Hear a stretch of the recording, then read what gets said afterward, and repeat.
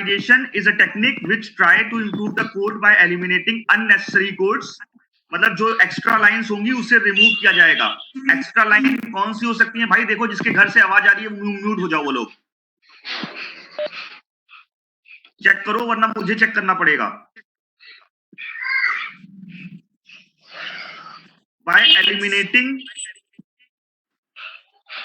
by eliminating extra lines, ठीक है, and arranging statement in such a sequence that speed up the program execution. For example हम लोग assignment statement का 3 address code लिखते हैं। सम is equal to 0 का 3 address code बताओ क्या होगा?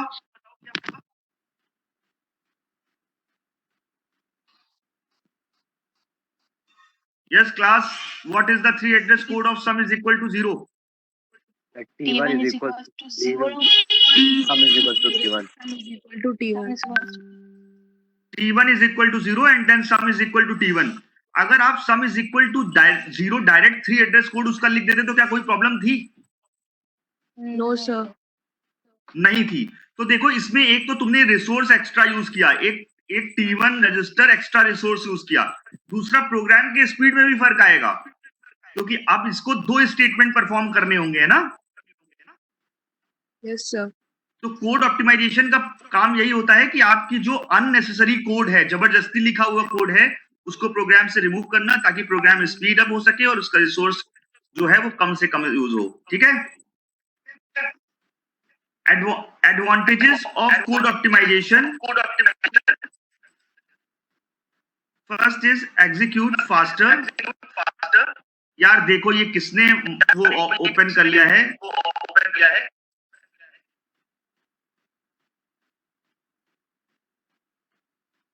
हेलो? Yes sir. हाँ, एग्जीक्यूट फास्टर। ये बंद करो भाई।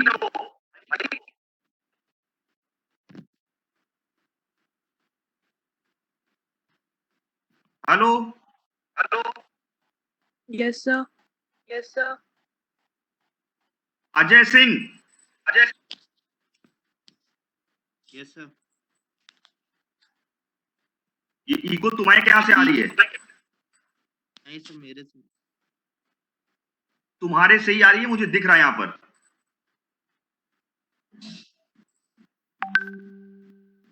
हाँ, execute faster, then efficient memory usage, third is better performance. ठीक है? तो कोड ऑप्टिमाइजेशन फेज ये 3 चीजों के लिए यूज होता है। आपके स्टेटमेंट फास्टर एग्जीक्यूट करें, मेमोरी कम से कम यूज हो और परफॉर्मेंस बेटर रहे। Clear? Then code optimization phase के 2 तरीके होते हैं, एक मशीन डिपेंडेंट ऑप्टिमाइजेशन होता है, एक मशीन इंडिपेंडेंट होता है। मशीन इंडिपेंडेंट का मतलब हो गया कि ये कंपाइलर के ऊपर डिपेंड करता होगा, ऑब्वियस सी बात है। और मशीन डिपेंडेंट का मतलब हो गया कि ये प्रोसेसर के ऊपर डिपेंड करता होगा। Yes, machine dependent means Depend on processor. Depend on the processor, और machine independent means Depend on compiler. Depend upon compiler. तो हम लोग कंपाइलर पढ़ रहे हैं इसलिए सीधा सीधा है, हम लोग का मशीन इंडिपेंडेंट कोड में ज्यादा फोकस रहेगा। तो सबसे पहले देखो technique used in code optimization phase.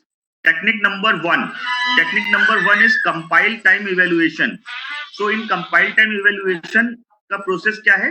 देखो हम लोग जब हमेशा भी किसी भी कोड की कॉम्प्लेक्सिटी निकालते हैं तो कंपाइल टाइम कॉम्प्लेक्सिटी निकालते हैं या रन टाइम कॉम्प्लेक्सिटी निकालते हैं? बताओ। When we compute the complexity of any code, then we compute the runtime complexity or compile time complexity. So compile time. बहुत अच्छा, कंपाइल टाइम कॉम्प्लेक्सिटी। हमेशा रन टाइम कॉम्प्लेक्सिटी निकाली जाती है। कंपाइल टाइम से कुछ मतलब ही नहीं होता है प्रोग्राम पर, रन टाइम। ठीक है? तो ये क्या काम है? कंपाइल टाइम इवैल्यूएशन का मतलब है कि अगर आपका कोई काम आपको लगता है कि वो रन टाइम में हो रहा है और वो रिजल्ट जो है वो डिफरेंट नहीं दे रहा है, तो आप उसका काम कंपाइल टाइम में इवैल्यूएट कर लो। अगर कंपाइल टाइम में इवैल्यूएट कर लोगे तो उसका रन टाइम कॉम्प्लेक्सिटी अपने आप इंप्रूव हो जाएगा। तो कंपाइल टाइम इवैल्यूएशन का मतलब कोई ऐसा टास्क जिसकी वैल्यू रन टाइम और कंपाइल टाइम में नहीं चेंज होती है, तो उसको प्रेफर करते हैं कंपाइल टाइम में ही इवैल्यूएट करना। इसके 2 प्रोसेस होते हैं, फर्स्ट इज कांस्टेंट फोल्डिंग और second process is constant propagation. ठीक है? Then the second technique is common sub-expression elimination. Common sub-expression elimination is a technique in which the common sub-expression is removed. For example, हमने पिछला code solve किया था, वहां पर एक रजिस्टर था T1. T1 is equal to 4 into I. याद करो जब AI का 3 एड्रेस कोड लिखा था तो 4 into I लिखा था ना, T1 is equal to है. Yes, sir. Then BI जब किया था तो 4 into I फिर कंप्यूट किया था नहीं किया था. Yes, sir. तो अगर 4 into I कंप्यूट एक बार हो चुका है तो 4 into I दोबारा कंप्यूट करने का कोई रिक्वायरमेंट नहीं है. हम कोड ऑप्टिमाइजेशन की हेल्प से उस कोड को रिड्यूस कर देते हैं. ये आपको समझ में भी आ जाएगा एग्जांपल देखेंगे तो. Dead code elimination. Dead code program का वो कोड होता है जहां पर हमारा प्रोग्राम कभी रीच ही नहीं होता है, यानी program is dead at that particular moment of a time. So अगर वहां पर आपका कोड कभी रीच ही नहीं हो पा रहा है तो उस कोड को अपने प्रोग्राम से हटाओ. वो आपकी स्पेस कॉम्प्लेक्सिटी को वेस्ट कर रहा है, उस प्रोग्राम को हटाओ. That is the technique called dead code elimination. Code movement और कोड मोशन, ये टेक्निक क्या होती है? अगर एक लूप लगा हुआ है, if there is a loop in a program, so अगर लूप के अंदर कोई स्टेटमेंट लिखा है, सपोज करो a is equal to b into c लिखा है, और मुझे पता है कि b और c की वैल्यू प्रोग्राम में चेंज नहीं हो रही है, तो आप लूप अगर 100 टाइम्स भी रन कराओगे तो a is equal to b into C 100 time run करेंगे, और वैल्यू हमेशा b c की वही है तो वैल्यू a की भी वही रहेगी. तो ऐसे में कंपाइलर या प्रोग्राम का वो कोड जिसकी वैल्यू ना चेंज हो रही हो तो उसको लूप के बाहर लिखा जाता है. That technique is called code motion और कोड मूवमेंट. क्लियर है? Hello, Yes, sir. ठीक है. अब मैं एग्जांपल सबके बताऊंगा, ज्यादा क्लियर होगा. देन इंडक्शन, वेरिएबल एलिमिनेशन और स्ट्रेंथ रिडक्शन. स्ट्रेंथ रिडक्शन क्या टेक्निक होती है? जैसे मल्टीप्लाई ऑपरेटर और प्लस ऑपरेटर है, तो multiply take more time than addition.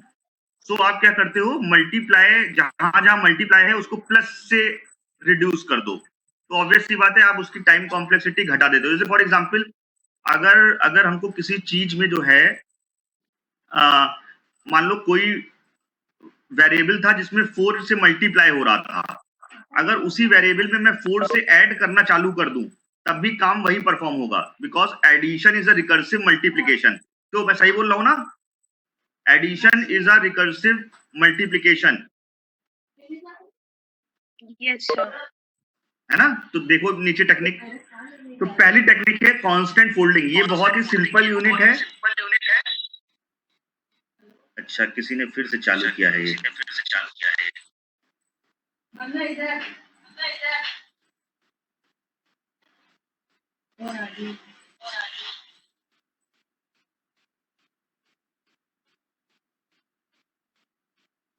Hello,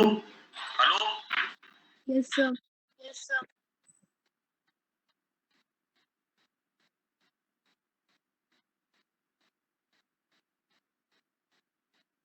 हाँ स्टार्ट कर रहे हैं. Constant folding, it refer to a technique of evaluating expression whose operand are known to be a constant at compile time itself. अगर मुझे पता है कि कोई कांस्टेंट है वैल्यू, तो आप उसको फोल्ड कर दो कंपाइल टाइम में. फॉर एग्जांपल, अगर length is equal to 22/7 into D था, और मुझे पता है कि 22/7 की वैल्यू 3.14 होती है, तो मैं 22/7 की जगह डायरेक्ट 3.14 लिखूंगा कंपाइल टाइम से पहले ही, कंपाइल टाइम के टाइम ही. अगर इसको आप नहीं लिखोगे तो रन टाइम में 22/7 इवेल्युएट करने हो जाएगा, और ऐसे में तुम्हारी कॉम्प्लेक्सिटी बढ़ जाएगी. ठीक है? क्लियर? समझ में आ रहा है नहीं आ रहा है? Yes, sir. यहाँ 22/7 की जगह मैंने कंपाइल टाइम में ही क्या लिख दिया? 3.14. उससे क्या एडवांटेज हुआ? तो कॉम्प्लेक्सिटी का भी कॉम्प्लेक्सिटी का, हाँ, डिवीजन परफॉर्म नहीं होगा रन टाइम में, क्योंकि कंपाइल टाइम में ही आपने इसकी वैल्यू असाइन कर दी. इसको कहते हैं कांस्टेंट वैल्यू को फोल्ड करना. ठीक है? That is called constant folding. Clear है? Yes, sir. ठीक है. नेक्स्ट देखते हैं. Next is constant propagation. देखो, in this if a variable is assigned to a constant value, then substitute variable is replaced by a constant as long as no in between assignment has change the value. यहां पर देखो पाई और D दो variable थे और दोनों integer type के थे। यहां पर और दिया है पाई की वैल्यू 3.14 गिवन है और डी की वैल्यू 5 गिवन है। तो और ये इन बिटवीन देखो एरो बने हैं, यहां से लेकर यहां तक एरो के बीच में पाई और डी की वैल्यू चेंज नहीं हो रही थी। तो कांस्टेंट आप जबरदस्ती प्रोपोगेट करवा रहे हो ना, जब वैल्यू पाई और डी की चेंज हो रही है यहां से यहां तक। बोलो हेलो। No sir. सही नो। अगर अगर चेंज नहीं हो रही है कांस्टेंट नहीं हो रही है कांस्टेंट,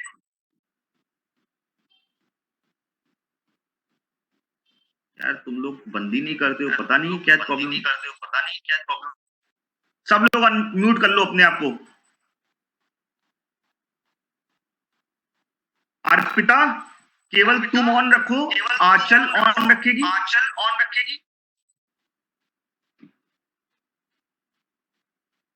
और मैं देख रहा हूं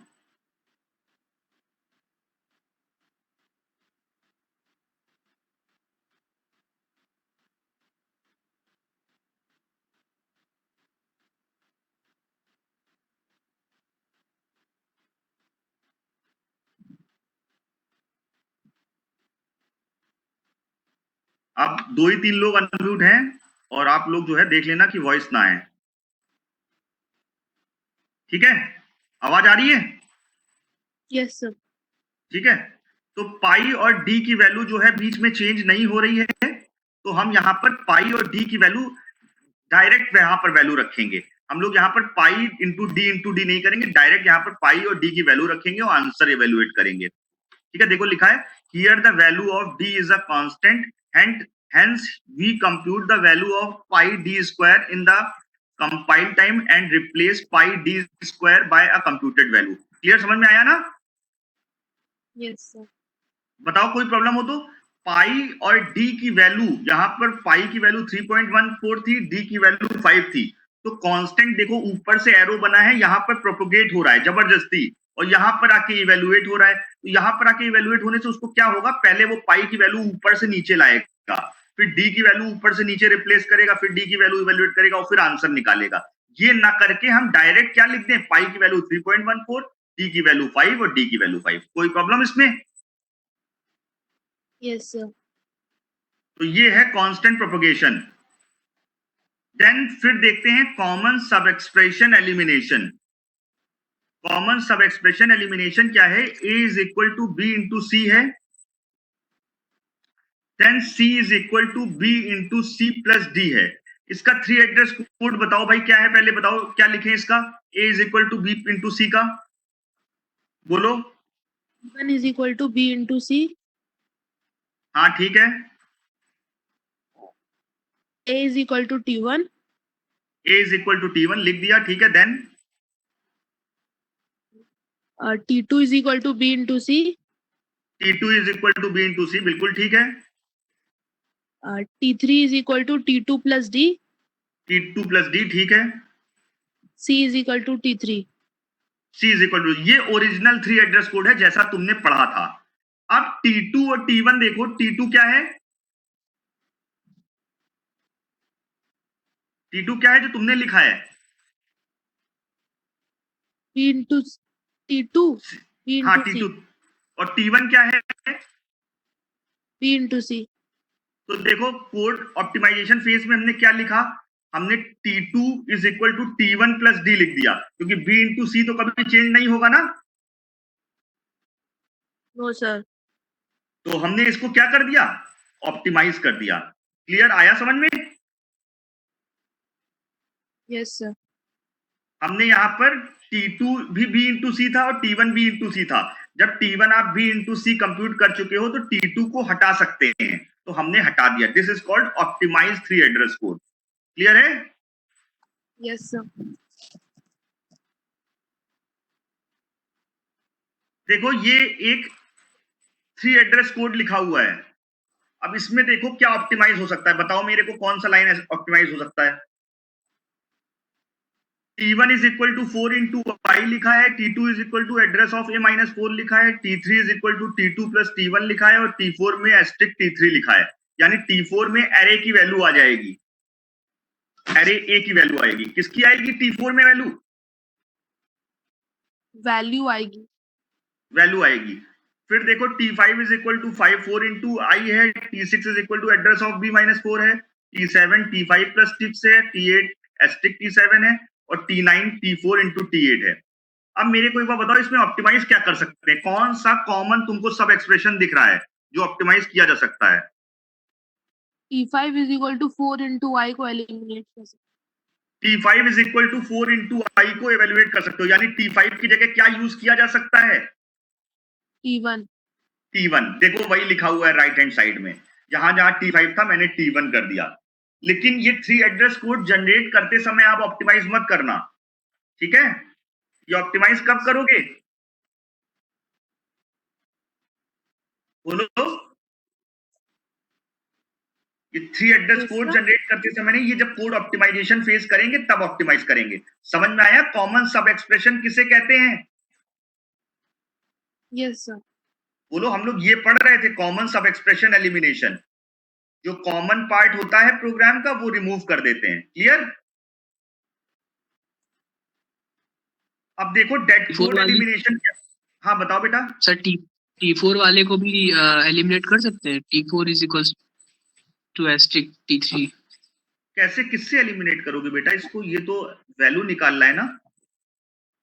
सर नीचे T4 को यूज किया है, वहां पे T3 यूज हो जाता।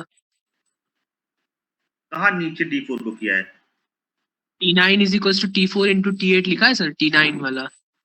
हाँ हाँ हाँ, वहां पे T4 की जगह T3 यूज कर लेते तो T4 भी ऑप्टिमाइज किया जा सकता है। T4 की जगह T3 नहीं कर सकते हो। T4 इज इक्वल टू केवल T3 नहीं है, पॉइंटेड T3 है। नहीं समझे? T3 में नहीं सर। भैया T4 is equal two pointer T3 है। T3 एक एड्रेस था, पॉइंटर लगा Yes, दिया, एड्रेस की वैल्यू आ गई। तो T4 और T3 दोनों अलग अलग एंटिटी हैं, इनको नहीं कर सकते। कॉमन क्या है इसमें? T4 अलग है, T3 अलग है। यहाँ पर क्यों Yes, इसको sir. चेंज किया? क्योंकि T5 is equal to 4 into i था और T1 is equal to 4 into i था। दोनों में 4 इंटू आई कॉमन था। यहाँ पर कहीं कॉमन चीजें दिख रही हैं तुमको? T4 और T8 में कुछ कॉमन दिख रहा है कहीं पर? अब नो सर। तो फिर नहीं कर सकते हैं इसको, ठीक है? ठीक है सर। अब देखो डेड कोड एलिमिनेशन क्या होता है? प्रोग्राम का वो कोड जहां पर प्रोग्राम कभी पहुंच ही नहीं पाता उसको कहते हैं डेड कोड। देखो, it eliminate those code which are never executed और अनरीचेबल, और if executed their output is never used. अगर एग्जीक्यूट भी करता है तो उसका आउटपुट कभी यूज नहीं होता। देखो ये वाला code, if I is equal to 0, अगर आई की वैल्यू 0 असाइन होती है तो if 0 double equal to 1 x is equal to a plus 5। मुझे बताओ अगर i की वैल्यू 0 होगी तो if कभी चलेगा? No sir. तो if क्या है? if कौन सा कोड है? Dead code. तो इसको प्रोग्राम से रिमूव कर दो। पूरा मैंने प्रोग्राम से रिमूव कर दिया, केवल कौन सी लाइन बचेगी? I equals to 0। i is equal to 0। Clear? समझ में आया कंसेप्ट क्या है? Yes sir. अर्पिता, आया ना समझ में? Yes, देखो sir. इस वाली लाइन में देखो डेड कोड क्या है? सम की वैल्यू 0 है, x is equal to a into B है, y is equal to c into D है, और z is equal to a plus B plus C plus D लिखा है। किसको हटा सकते हैं? बताओ किसको किसको हटाएं? किस वैल्यू का यूज नहीं हो रहा है? x is equal to a into और y का x is equal to c into d। देखो x और y की वैल्यू का कभी यूज हो रहा है z कैलकुलेट करते समय? No sir. तो x और y को हटा दो। दिस इज, ये दोनों तुम्हारे क्या होंगे? कौन से कोड होंगे? ये डेड कोड। डेड कोड, इसको हटा देते हैं। क्लियर? आया समझ में? यस। बहुत ही सिंपल है, इसकी छोटी छोटी डेफिनेशंस पूछी जाती हैं। आपको एग्जाम्पल याद रखना है, डेफिनेशन याद रखनी है और हो जाएगा। और जो क्वेश्चन आता है वो एक ही क्वेश्चन आता है इसका, वो मैं आपको कराऊंगा। उसमें सारे एलिमिनेशन टेक्निक उस क्वेश्चन में मैं लगवा के आपको दिखाऊंगा। देखो कोड मूवमेंट और कोड मोशन क्या होता है? It is a technique of using a block of code outside और loop if it does not have any differences if it is executing outside or inside of the loop. देखो इसमें code movement और code motion दोनों एक ही चीज होती है। यहाँ पर कोड को मूव करते हैं या कोड का मूवमेंट होता है। क्या होता है, अगर लूप के अंदर कोई ऐसी चीज लिखी है जिसकी वैल्यू चेंज ही नहीं हो रही है लूप को हर बार चलाने में, तो उसको बेटर है लूप के बाहर लिखो, वो आपका टाइम खराब कर रही है। देखो इस कोड में, इसमें लूप कितनी बार चल रहा है, I 1 से लेकर कितनी बार लूप चल रहा है, N n time, n। x is equal to y plus Z. बताओ लूप के अंदर क्या x की वैल्यू कभी चेंज होगी? no sir. तो हर बार लूप जब चलेगा तो x is equal to Y plus Z तो कंप्यूट होगा ना?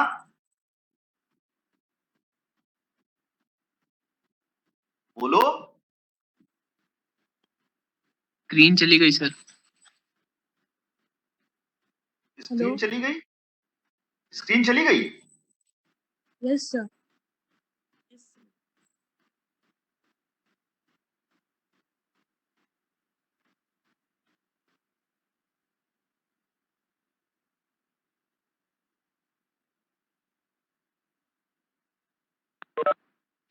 अब आई अर्पिता? No sir. अब भी नहीं आई। सर आप मीटिंग में दिखा नहीं रहे हो।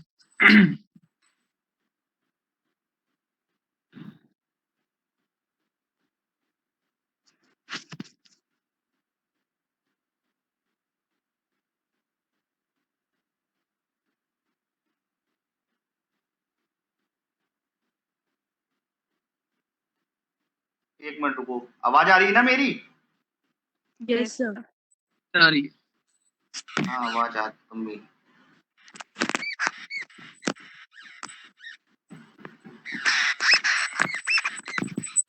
आप लोग अभी लॉगिन ही रखना अपना, ठीक है? एक मिनट रुकना।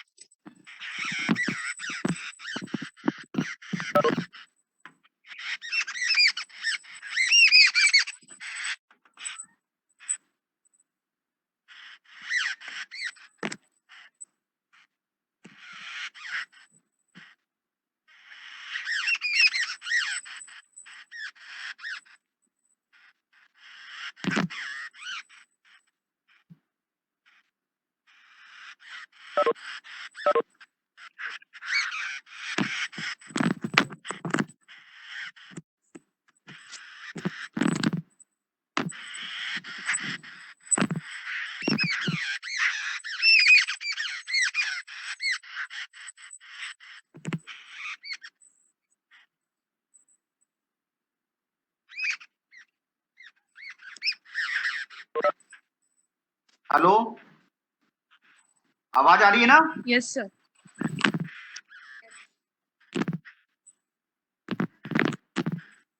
स्क्रीन दिख रही है? Sir. Yes sir. हाँ, अब देखो कोड मूवमेंट और कोड मोशन क्या होता है।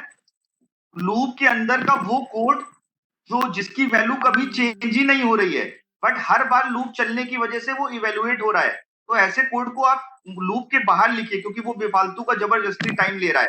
जैसे for example x is equal to Y plus Z. Y और जेड की वैल्यू जब लूप में एंटर करते हो तो सेम होती है। हर बार x is equal to Y plus Z compute होगा। कितनी बार इवेल्युएट होगा x is equal to Y plus Z? बोलो।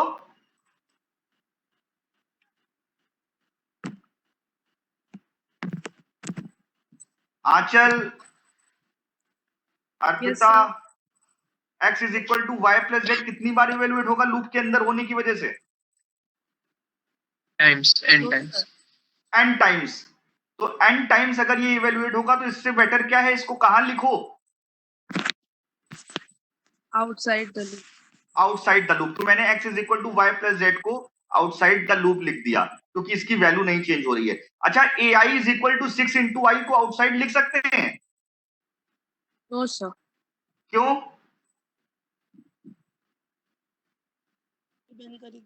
सर उसको 1 से n टाइम्स इवैल्यूएट होना है। उसको क्योंकि वो आई के ऊपर बेस्ड है ना। Yes sir.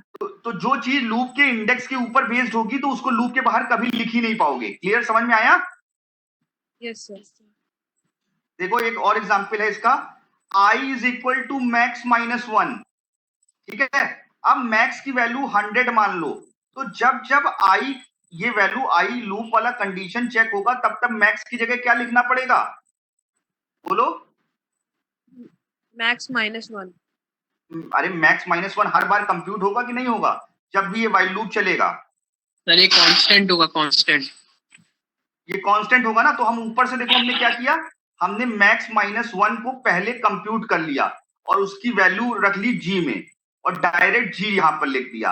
अब क्लियर है? इससे क्या बचा? ऐसे मूवमेंट से क्या बचा तुम्हारा?